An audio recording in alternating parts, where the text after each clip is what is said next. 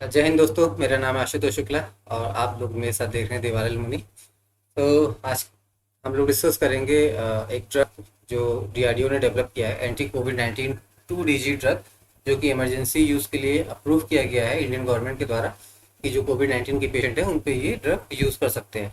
अब न्यूज़ क्या है कि ये जो ड्रग है इस पे पतंजलि के जो एमडी हैं आचार्य बालकृष्ण, उन्होंने क्लेम किया है कि सबसे पहले पतंजलि के साइंटिस्ट ने इस ड्रग पे रिसर्च की थी।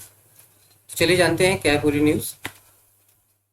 तो ड्रग के बारे में पहले देखते हैं कि ये जो 2 डीऑक्सी डी ग्लूकोस 2 डीजी जो ड्रग है, ये एंटी कोविड 19 ड्रग है। ये डेवलप किया गया है defence research and development organisation DRDO और एक प्राइवेट लेबोरेटरी जो कि है doctor Reddy's laboratory Hyderabad based, उन दोनों के कोलेब्रेशन से ये ड्रग को डेवलप किया गया है। इसको drug controller general of India DCGI ने अप्रूव कर दिया है कि हम इसे आप लोग इसे कोविड 19 के पेशेंट पे जो हॉस्पिटलाइज उन पे यूज़ कर सकते हैं। अब इस ड्रग पे पतंजलि के जो एमडी हैं आचार्य बालकृष्ण, उन्होंने कहा कि इस ड्रग पे सबसे पहले जो ये रिसर्च पेपर था, पतंजलि के साइंटिस्ट पतंजलि रिसर्चर्स ने इस पे रिसर्च किया था। उन्होंने एक क्लेम मई 9 2021 को किया। इससे एक दिन पहले ही डीसीजीआई ने परमिशन ग्रांट की थी कि इस ड्रग के इमरजेंसी यूज़ को लेकर। आचार्य बालकृष्ण ने कहा कि we take immense pride that Patanjali has been the pioneer center stone for most of the research conducted for COVID-19। उनका कहना है कि हम इस बात पे बहुत प्राउड फील कर रहे हैं कि कोविड 19 के रिलेटेड जो भी रिसर्च हो रही है उस पर पतंजलि का बहुत बड़ा योगदान है। पतंजलि हमेशा आगे रह रहा है। स्वामी रामदेव ने भी इस पे अपनी टिप्पणी की। उन्होंने भी बोला कि proud of Patanjali being the first in every research of Covid 19। ये आचार्य बालकृष्ण का ट्वीट है। उन्होंने प्रोफेसर डॉक्टर राकेश कुमार शर्मा को कोट किया था। राकेश कुमार शर्मा थैंक्स बोल रहे थे डीसीजीआई और डीआरडीओ को, साथ में आचार्य बालकृष्ण को भी इस रिसर्च को आगे बढ़ाने में। स्वामी रामदेव ने भी ट्वीट किया। आनंद रंगनाथन के ट्वीट को कोट करके बोला कि हमें बहुत प्राउड फील हो रहा है कि पतंजलि हर रिसर्च में आगे रह रही है।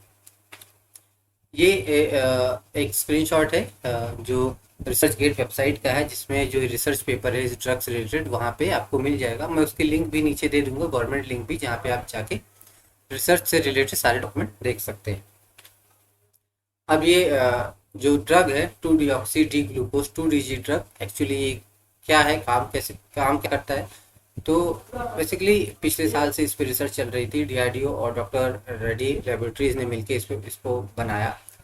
इंडियन गवर्नमेंट ने इसे अप्रूव किया कि जो कोविड 19 के पेशेंट हैं हॉस्पिटलाइज हैं उन पे ये यूज़ कर सकते हैं। और रिसर्च में देखा गया कि ये जो मॉलिक्यूल है ड्रग का मॉलिक्यूल, वो कोविड 19 वायरस पे SARS-CoV पे इफेक्टिव है।